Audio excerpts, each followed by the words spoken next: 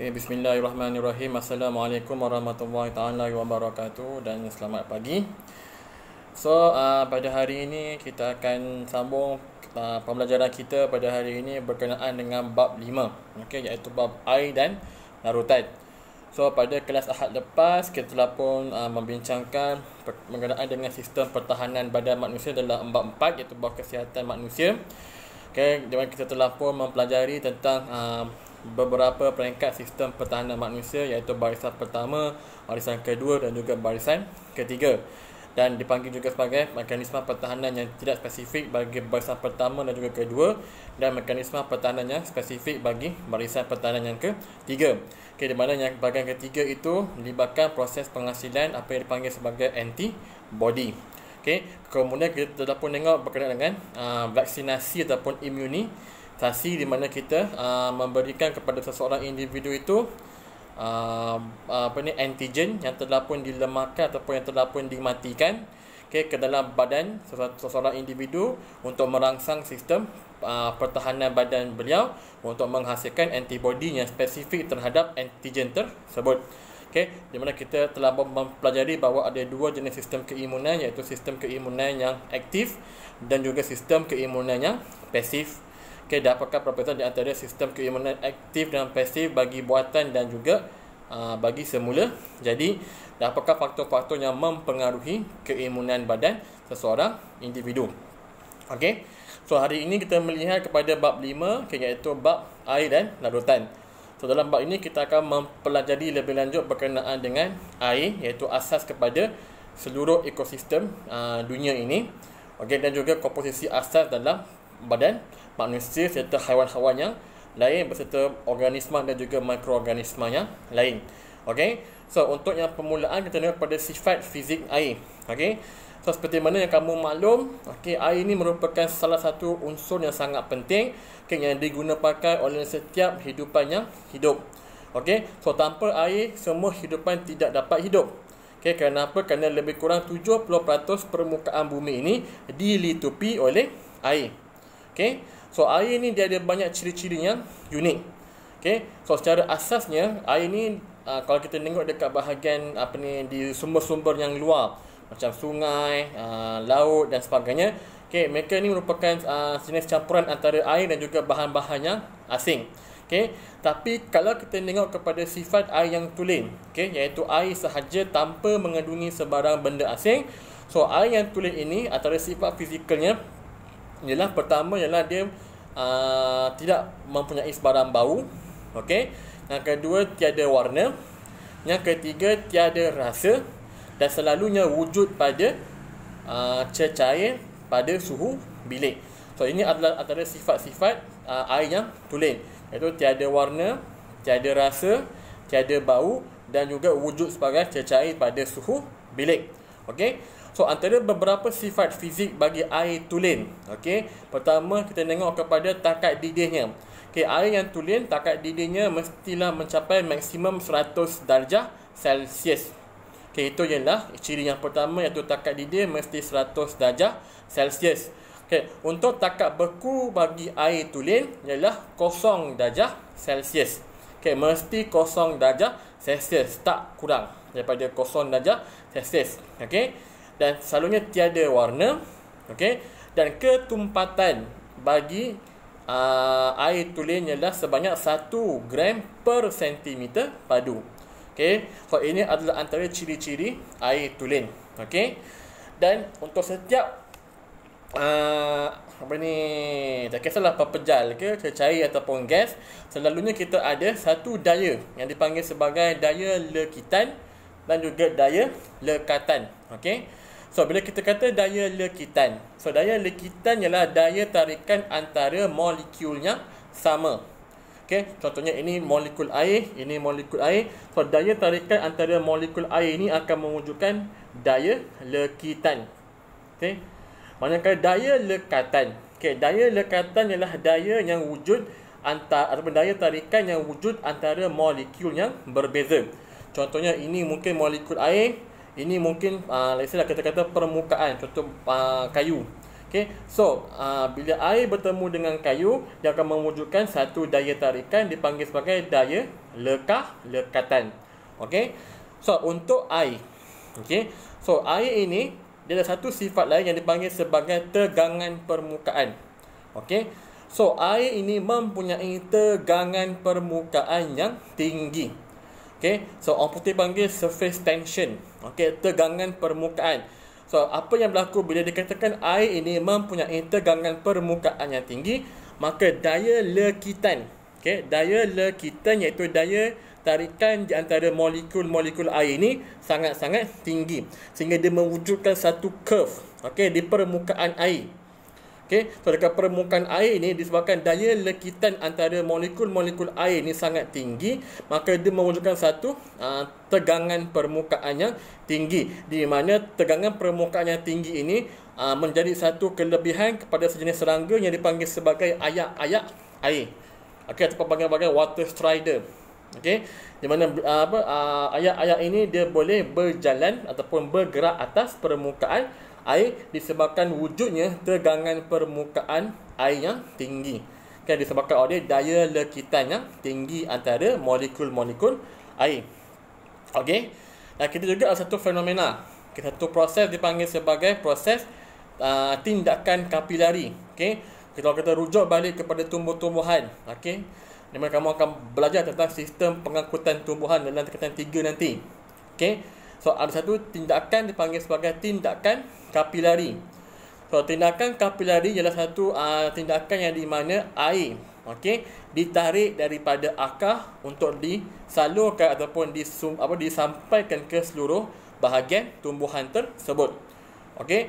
So, daya ataupun tindakan kapilari ini disebabkan oleh daya lekatan, okey, antara molekul air dan juga permukaan dinding yang dipanggil sebagai dinding xilem ini.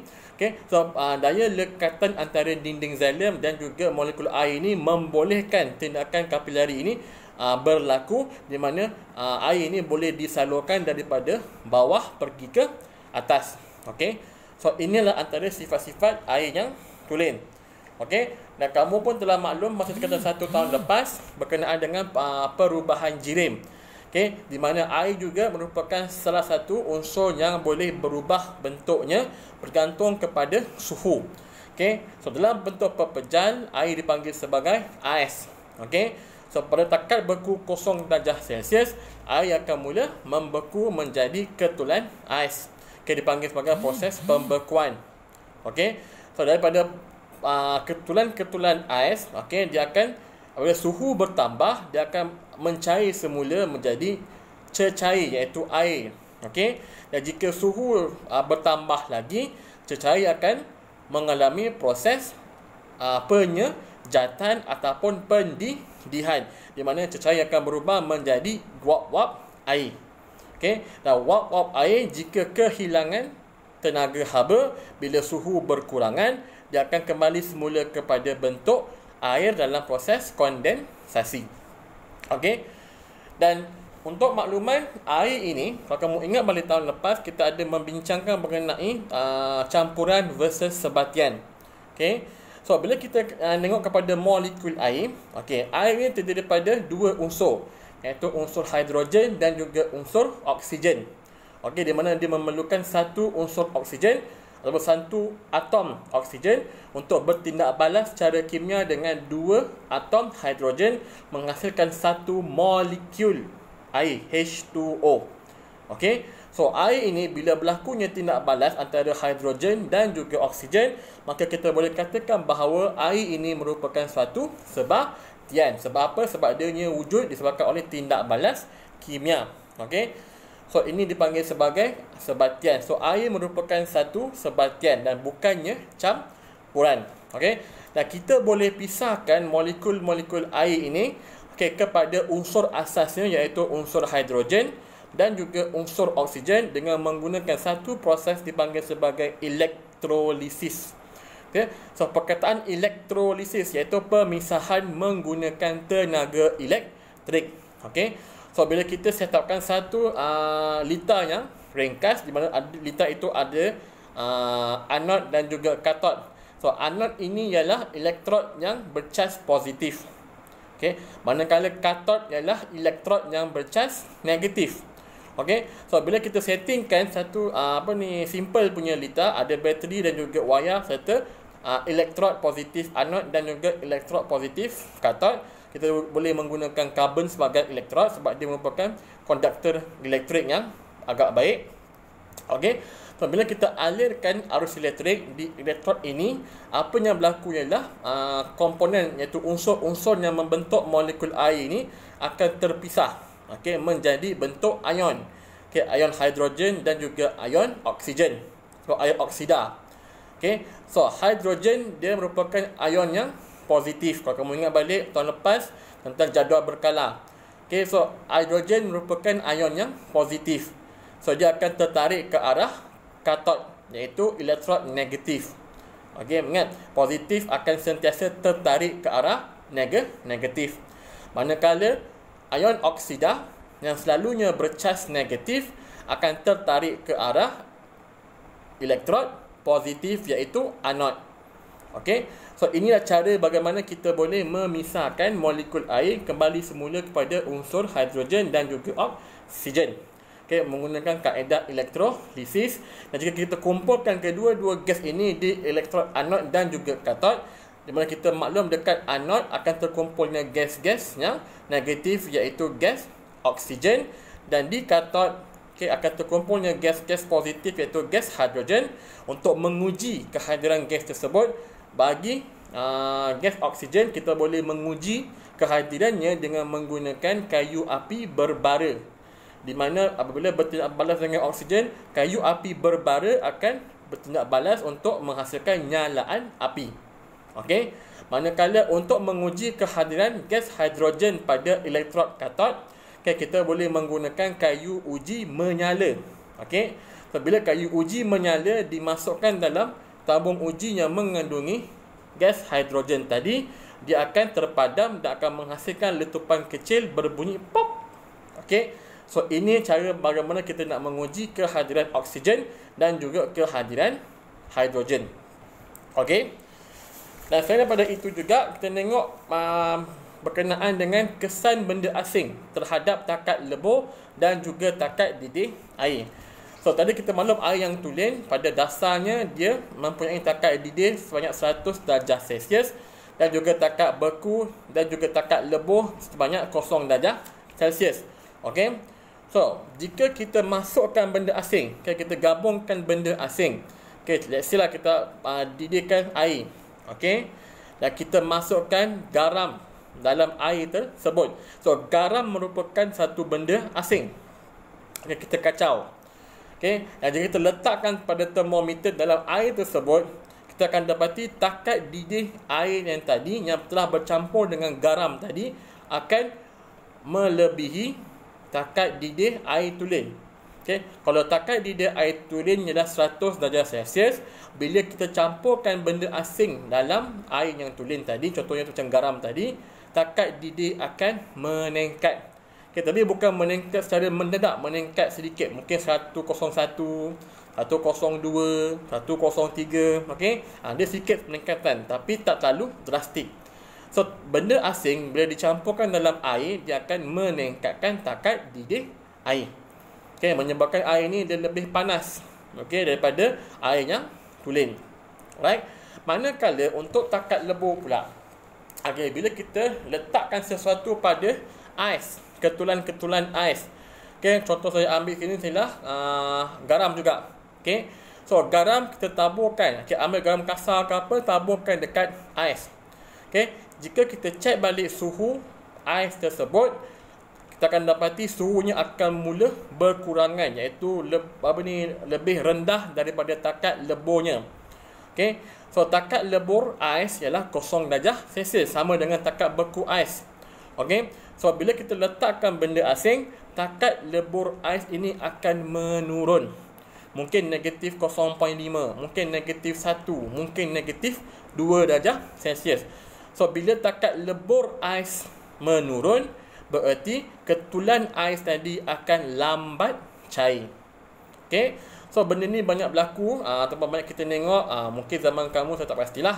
Zaman saya dulu, kalau masa saya balik kampung di Kuala Kangsar, Kuala Kangsar terkenal antaranya saya pada laksa Perak dan juga dia ada cendol. So masa saya kecil-kecil dulu, memang selalu pergi ke pasar dekat lembah sungai. Ada salah satu ane ni, dia memang terkenal lah dengan cendol dia. Dan saya pernah tengok dalam bekas ais dia tu ada serbuk kayu.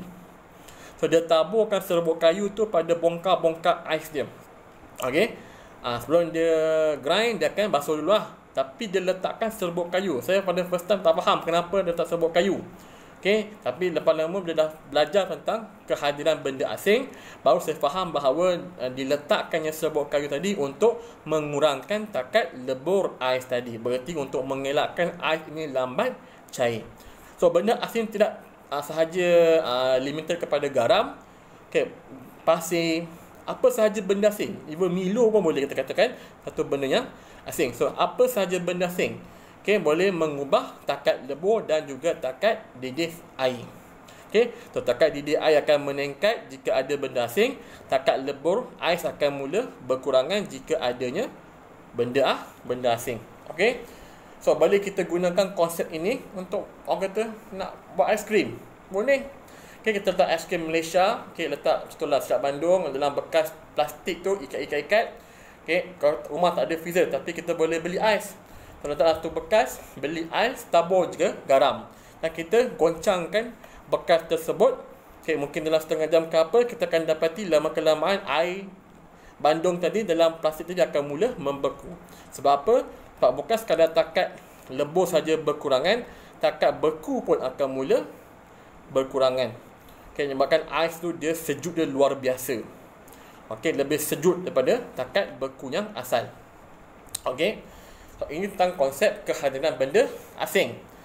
Kita masuk kepada proses penyejatan.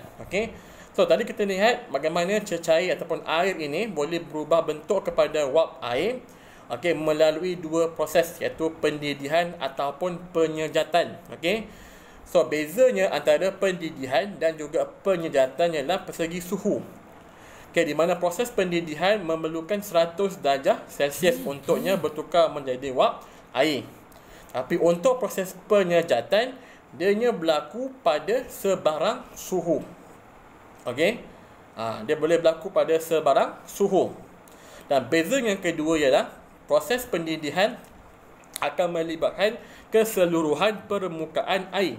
Daripada atas sampailah ke bawah, keseluruhan bahagian air itu akan terlibat dalam pendidihan. Tetapi untuk penyejatan hanya melibatkan permukaan air sahaja. So ini adalah beza antara pendidihan dan juga penyejatan. So air ini dia boleh tersejat. Dia boleh tersejat untuk menjadi molekul-molekul gas. Dan ada beberapa faktor yang mempengaruhi proses penyejatan. Ada 4 faktor utama. Yang pertama ialah saya kata tadi suhu persekitaran. Jika suhu persekitaran tinggi, maka kadar penyejatan pun akan tinggi. Yang kedua ialah kelembapan udara. Jika kelembapan udara tinggi, maka proses ataupun kadar penyejatan akan semakin rendah. So bila terlalu lembap udara, proses penyejatan akan semakin rendah. Dan ketiga ialah luas permukaan air yang terdedah. So jika luas permukaan air yang terdedah itu besar, maka tindak balas ataupun kadar penyejatan akan bertambah, ataupun meningkat. So semakin besar luas permukaan air yang terdedah, semakin tinggi kadar penyejatannya. Dan yang keempat ialah pergerakan udara. So pergerakan udara ini, apa yang kita nampak, semakin tinggi pergerakan udara, semakin laju laju udara, maka semakin tinggi kadar penyejatan sesuatu air. Terutamanya bila udara yang itu laju dan juga kering. So akan makin tinggilah proses penyejatan. So ini adalah 4 faktor yang akan mempengaruhi kadar penyejatan, iaitu kelembapan udara, suhu persekitaran, luas permukaan air yang terdedah dan juga pergerakan udara. Okey. Dan biasanya kita gunakan apa ni, kita aplikasikan konsep penyejatan ini dalam pelbagai aktiviti dalam kita punya kehidupan seharian. Okay, contohnya seperti apa? Dalam proses industri pemakanan. Okay, kita ini berapa? Ikan kering, okay, ikan masin, ikan bilis dan sebagainya semua, sotong kering. Okay, so semua ini makanan-makanan yang diproses dengan menggunakan teknik penyejatan atau pengeringan, di mana dia akan diletakkan di bawah cahaya matahari untuk airnya ataupun sebarang kelembapan daripada bahan makan tersebut tersejat ke udara. Okey. Yang kedua, kita tengok kepada kita nak idai baju. Okey, biasa kita buat kat rumah ataupun dekat asrama. Lepas kita basuh baju, kita akan idai. Okey, sebab apa kita idai? Sebab nak bagi kering. Sebagaimana baju kering, adanya proses penyejatan. Okey, tak kira kamu ada di bawah matahari ataupun di bawah soyuk sekalipun, baju kamu akan kering. Cuma bergantung kepada 4 faktor tadi, sama ada dia kering cepat ataupun kering lambat. Okey, kalau kamu idai kat bawah soyuk, tiba-tiba hujan. Bila hujan, kita tengok udara lembap. Bila udara lembap, kadar penyejatan akan rendah. So, baju kamu akan lambat kering. Okey, kalau kamu meletak baju kamu idai di bawah kipas, okey, di bawah kipas, so pergerakan udara tinggi. So, bila pergerakan udara tinggi, maka penyejatan pun akan tinggi.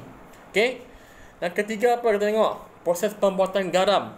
Okey, so garam ni sumber yang paling mudah ialah garam laut. So air laut tu kita boleh takung dan kita boleh gunakan teknik penyejatan untuk mendapatkan hablo-hablo garam. Okey. Yang keempat ialah pengering rambut. Okey, biasa kamu tengok perempuan, terutamanya perempuan, okay, mungkin kat rumah kamu ada mak atau kakak kamu yang biasa menggunakan hair dryer, kita pun pengering rambut, mungkin dekat bilik mereka atau dekat tandas mereka. Okay, so juga menggunakan teknik ataupun tindak balas penyejatan. Okay, di mana apa yang berlaku dalam proses ini, udara yang panas akan digunakan untuk mengeringkan rambut. So udara yang pantas dan juga suhu yang tinggi akan mempercepatkan kadar penyejatan untuk mengeringkan rambut. So ini adalah antara aplikasi-aplikasi yang digunakan pakai dalam kehidupan seharian bagi penyejatan. Okey. So untuk hari ini cukup sekadar sini saja saya terangkan. So selepas tamatnya video ini, saya minta kerjasama daripada kamu semua untuk laksanakan ataupun jawab kuis yang saya sertakan bersama dengan kelas pada hari ini. Okey, saya harap semua yang dapat buat dengan yang baik. Okey, dan saya harap semoga semuanya dalam keadaan sihat yang sejahtera. Okey, mungkin lama lagi kita akan berjumpa lah face to face macam biasa. Okey, so saya mengharapkan sekarang pun dah hari ini dah masuk Ramadan yang ketiga.